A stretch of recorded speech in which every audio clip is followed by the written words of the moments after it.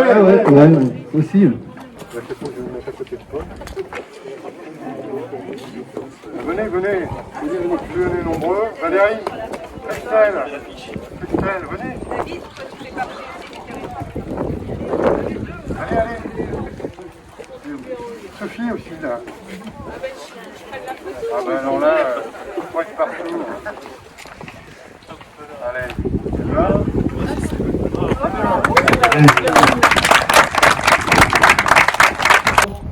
Les membres des associations, Voilà.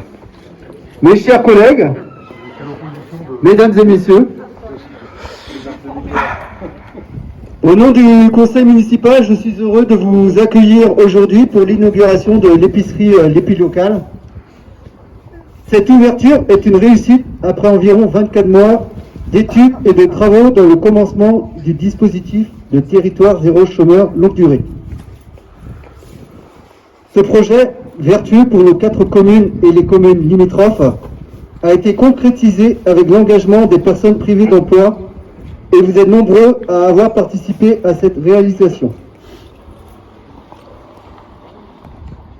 Je remercie le président de la communauté de communes OBC, les élus et les agents mobilisés pour leur action efficace et leur soutien de tous les instants à la réalisation de ce projet. Je remercie les services et les élus du conseil départemental qui contribuent à l'instauration d'une EBE, entreprise à but d'emploi, dans notre territoire, avec son soutien dans notre démarche de mise en œuvre. Je remercie aussi M. Molac, député de 4e circonscription, qui garde une attention particulière dans nos activités. Je souhaite remercier les Faisous de Loust, qui depuis le début se mobilisent et confirment leurs ressources dans les activités proposées pour nos 4 communes. Ce sont eux qui font vivre cette épicerie. Soyons attentifs à leur travail et témoignons-leur nos encouragements. Je remercie aussi Sophie Gemois qui, depuis le début du mois d'avril, coordonne le fonctionnement de la coopérative de territoire. J'ai une pensée pour Cédric André et Mathis Le Gall, dont j'ai apprécié le professionnalisme, l'engagement et la disponibilité. Par ailleurs, je remercie tous les membres de la commission municipale Territoire Zéro Chômeur, leur détermination et implication pour faire avancer ce projet. Enfin, je remercie le comité des fêtes pour le prêt et montage du Barnum avec notre agent municipal et merci de nous avoir entraîné le beau temps. À l'approche du dépôt de la candidature pour l'habilitation et la création de l'entreprise à but d'emploi, je suis satisfait des actions et de l'engagement des acteurs de ce projet. Les entreprises de fourniture d'équipements, de maintenance, des installations, les institutions, les collectivités, les producteurs locaux, le comité local pour l'emploi, les clubs d'entreprise et les coopérants. L'épicerie locale a ouvert ses portes le 28 septembre dernier. Ce local, ce marché, propose un point de concentration des produits locaux. Vous le savez, la municipalité a mis à disposition ce bâtiment à la coopérative de territoire. Ensuite, les Faisous de Loust ont aménagé ces lieux et ils ont souhaité que chacun trouve ici les moyens de s'approvisionner dans les meilleures conditions de confort, de convivialité, mais aussi de qualité alimentaire, répondant par là à une évolution de notre village et de ses besoins. Depuis le commencement, j'ai pu constater combien pour chacun d'entre eux, le souci du détail était important, combien pour chacun d'entre eux, l'usager était au cœur de leurs préoccupations quotidiennes. Il s'agit là de tous vous satisfaire, chacun d'entre vous dans sa particularité. Leur quotidien est rythmé par la nécessaire satisfaction de l'ensemble dans la rigueur, le sérieux et la convivialité. Rigueur dans la qualité de service, sérieux dans la politique d'achat et la qualité alimentaire et bien évidemment convivialité. Convivialité car il ne se passe pas un jour où chacun d'entre nous reçoit un accueil chaleureux, un mot qui touche, un sourire, un regard, ce qui fait que finalement on se sent presque comme chez soi. J'adresse ici mes plus chaleureuses félicitations à cette équipe qui est là aujourd'hui avec nous. Le travail ne fait que commencer. À l'heure où nous nous interrogeons sur ce que nous mangeons et achetons, je souhaite pérenniser une place de choix aux produits locaux issus de notre territoire, tout en favorisant les circuits de production et de distribution. Il nous importe donc de faciliter des partenariats pour que des initiatives locales soient soutenues, favorisées, fédérées. Donc on va découvrir tout à l'heure l'enseigne de l'épi local. Cette épicerie est la vôtre, donc bienvenue et merci à tous.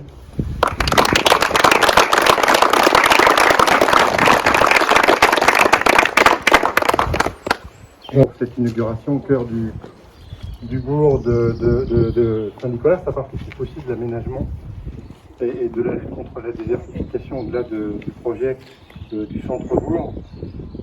Donc, tu l'as dit, je salue tous les coopérants des Feux du Tous, les 9 qui ont participé à la réalisation de cet équipement. J'espère que c'est bon augure pour le futur, parce que on n'a toujours pas, on aura la labellisation, j'espère, l'année prochaine. Et je sais pouvoir compter, nous savons pouvoir compter sur le soutien de Paul. Il me l'a dit, il nous l'a prouvé tous les jours. Donc c'est un prémisse, un futur contrat de travail à durée indéterminée pour tous les personnes privées d'emploi de longue durée. Et je crois que c'est important parce que ça renforce leur identité, ça évite, enfin moi je suis un grand partisan de l'inclusion. Et certains qui aujourd'hui étant chômeurs, l'exclusion justement, une perte d'identité, des fois l'isolement, et on est là aussi, nous, à la communauté de communes, certes pour développer notre territoire, mais on doit restituer aussi une part de nos ressources à la solidarité. Et c'est pourquoi moi, j'étais très attaché au développement de ce projet, comme mes collègues qui sont là, puisque nous avions voté à l'unanimité ce dispositif. Alors maintenant, on espère qu'il se conclura positivement. Enfin, on fait tout pour. On a un peu traîné, j'ai volontairement un peu traîné, parce que je considérais qu'au mois de juillet, on n'était pas prêt. Et moi, je voulais que ce soit une co-construction, ce dispositif, avec tous les membres du CLE, du comité local de l'emploi, qui coordonne tout ça, alors qu'on n'avait pas validé ensemble les statuts qu'on va sans doute adopter tout à l'heure à Carentoire, et qu'on n'avait pas accompagné le dispositif, à mon avis, suffisamment. On a mis en place un comité technique, un comité stratégique, et on a vu que notre projet a plus de consistance aujourd'hui et plus de force.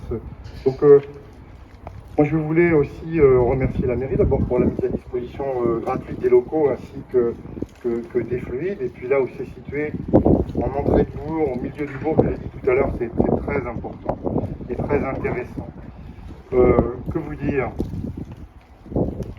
Que je regardais aussi dans le futur, il y a d'autres activités qui vont être développées, j'espère, la menuiserie, la recyclerie.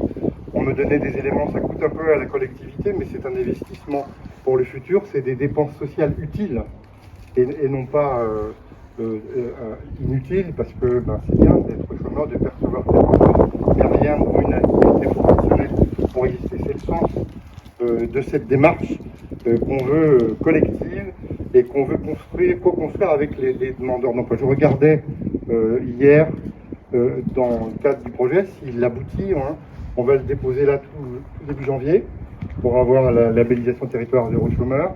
Il y a 3 mois possible d'instruction, on peut nous renvoyer des remarques. Il y a un fonds national d'expérimentation qui va décider. J'espère qu'on aura une réponse positive. Et je regardais quand même en perspective sur cette année, 16 personnes pourront travailler si on va jusqu'au bout du dispositif.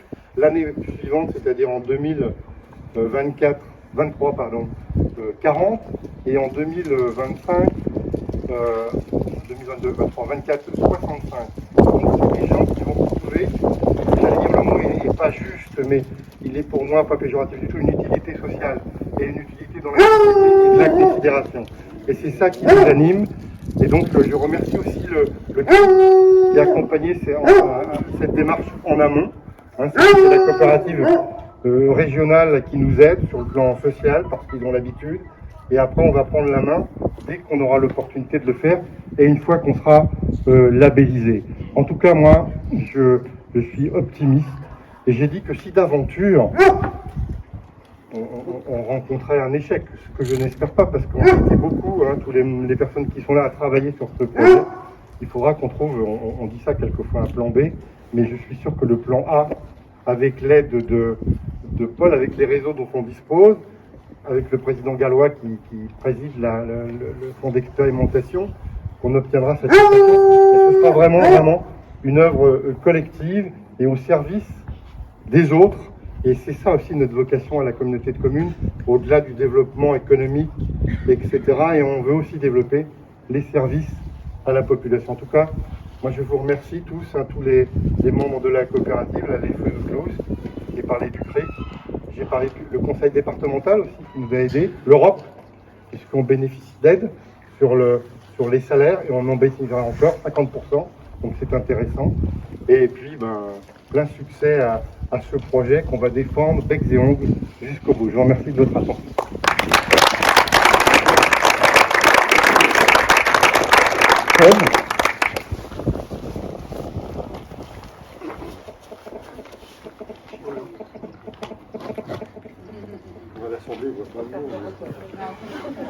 Bonjour à tous et à toutes, monsieur le maire, monsieur le président de la communauté de communes, chers collègues élus, vous êtes nombreux là, mesdames et messieurs.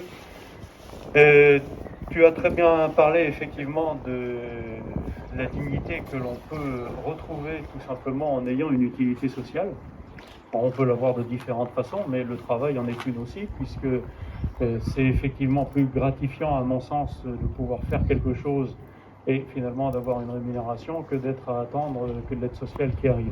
Et je crois que beaucoup en fait de personnes ne demandent que ça. Donc les territoires zéro chômeur, alors je sais que vous êtes en discussion. Alors nous, on l'a voté, alors d'une première expérimentation en 2016, puis une deuxième que nous avons votée l'année dernière, si je me souviens bien. Donc il y avait il y a des lois qui font pas consensus, mais alors là pour le coup, je crois que la loi était consensuelle. Il y avait juste une chose qui faisait qu'on s'est un peu chicané, si on veut, c'était le nombre de projets, puisque le gouvernement voulait un peu les limiter, et nous on disait, écoutez, à partir du moment où il y a des projets qui rentrent dans les clous, qui ont été faits, qui ont une bonne assise, parce que le problème il est là, c'est-à-dire qu'il faut vraiment une bonne assise. Et ça doit être un projet de territoire avec un groupe qui mène le tout et dans lequel vous allez trouver différentes personnes, à la fois des élus bien sûr, mais aussi des chômeurs de longue durée, mais aussi des entrepreneurs du coin, mais aussi en fait des personnes qui sont juste là pour donner un coup de main. Et c'est comme ça qu'on arrive à avoir un projet finalement qui est un projet de territoire, qui s'assoit bien et qui va longtemps. Alors c'est vrai qu'on a une expérience avec Saint-Ganton et puis Priac. On a quelque chose là qui fonctionne bien. J'y suis allé plusieurs fois.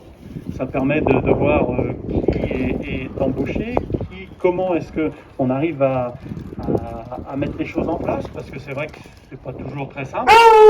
Et ce qui m'a... Merci. Non, je t'ai plus. Et donc, ce qui moi, m'a fait beaucoup de bien, si vous voulez. D'ailleurs, je pense qu'on peut retrouver le film qui a été fait sur Pipriac et Saint-Ganton, et allez le voir, parce que vous verrez, finalement, on redonne une dignité à un certain nombre de personnes. Et ça, je crois que c'est important, parce que l'humanité qu'on a en nous, si on n'arrive pas finalement à donner le meilleur de nous-mêmes, eh bien, je pense qu'on a raté quelque chose. Et donc là, ça vise à ce que les personnes puissent tout simplement reprendre en main quelque part leur vie et pouvoir donner aux autres le meilleur de nous. Et ça, je crois, et retrouver, en particulier, il y a des gens, vous voyez dans leurs yeux, que effectivement ça leur a redonné une estime de soi. Et sans estime de soi, on ne peut malheureusement pas faire grand-chose. C'est assez clair. Donc cet aspect-là est particulièrement important. Puis le deuxième aspect que Jean-Luc a souligné également aussi, c'est que nous avons besoin aussi d'aménagement du territoire. Même si nous ne sommes pas le territoire le plus déprimé de France, bien loin de là. D'ailleurs, les maires en ce moment sont un peu sur des œufs parce qu'ils se disent oh là là, il y a des gens qui arrivent et puis j'ai plus de terrain à bâtir, j'ai plus de location et j'ai plus de machin et donc ça va être compliqué.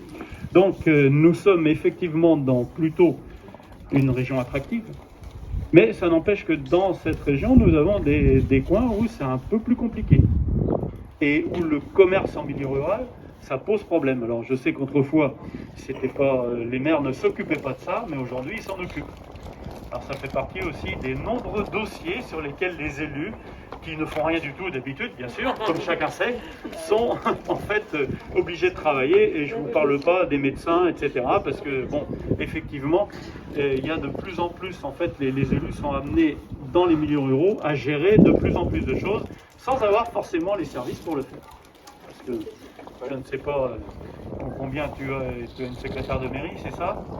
Voilà, donc à plein temps, quand même. Quand même, ah, c'est déjà bien.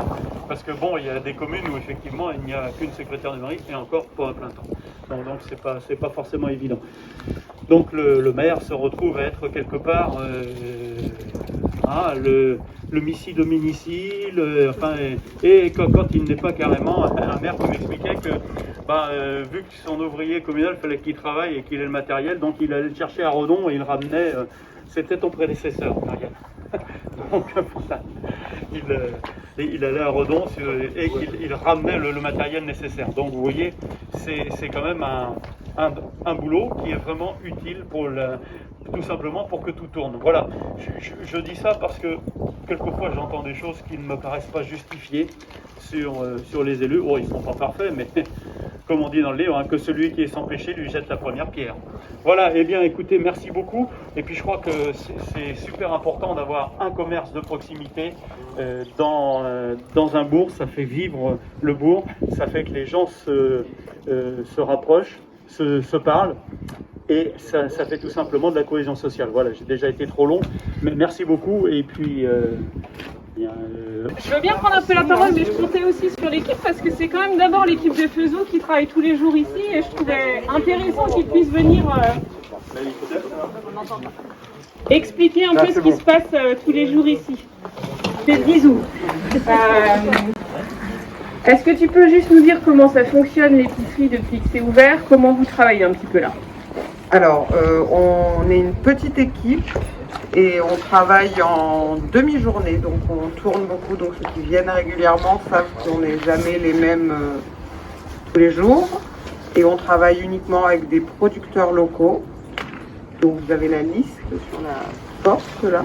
Pour les produits frais. Pour les produits frais et on a quand même des produits du...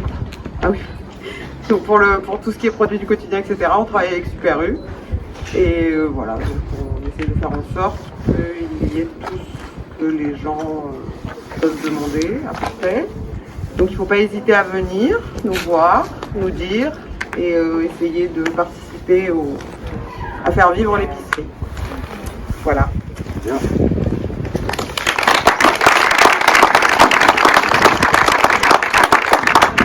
On va peut-être juste relister les producteurs qui ont bien voulu travailler avec nous dès le début là et qui ont été super parce qu'ils sont souples vraiment en termes de disponibilité pour nous approvisionner, de quantité, de tout en fait, de délai de paiement.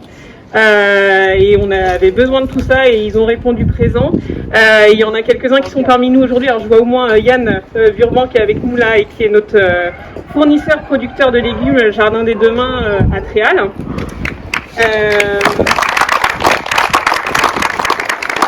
On a effectivement la ferme de la Grée qui nous fournit tout ce qui est fromage frais, fromage blanc, yaourt. On a des poulets avec Monsieur Sabot à Hyères. On a des œufs avec l'exploitation Joubin. On a les bières avec la Casual à Ruffiac. Les Attes de Carentoire qui nous fournit aussi en terrine et en confiture. le pain de Denis Bourdon et le cidre de Corinne Leyon qui doit être par là aussi, voilà, qui est là derrière. Et puis des pommes avec les vergers de la Tapie à Saint-Marcel. Et je crois que j'ai cité tout le monde, et si ce n'est pas le cas, je vous prie de m'en excuser. Et on a affiché la liste de tous nos producteurs sur la porte, et n'hésitez pas à venir regarder. Voilà, et puis on vous invite du coup, alors peut-être pas tous ensemble, mais à venir circuler dans l'épicerie. N'hésitez pas à faire un acte d'achat si vous avez envie, et ou à revenir voir les Fezous. Et puis on avait prévu initialement un cocktail, le contexte nous a un peu contraints. Alors l'équipe en fait a préparé, n'hésitez pas à en prendre, il n'y en aura peut-être pas pour tout le monde, des petits sachets, soit de biscuits, soit de chocolat qu'on va mettre maintenant, et qui sont à votre disposition.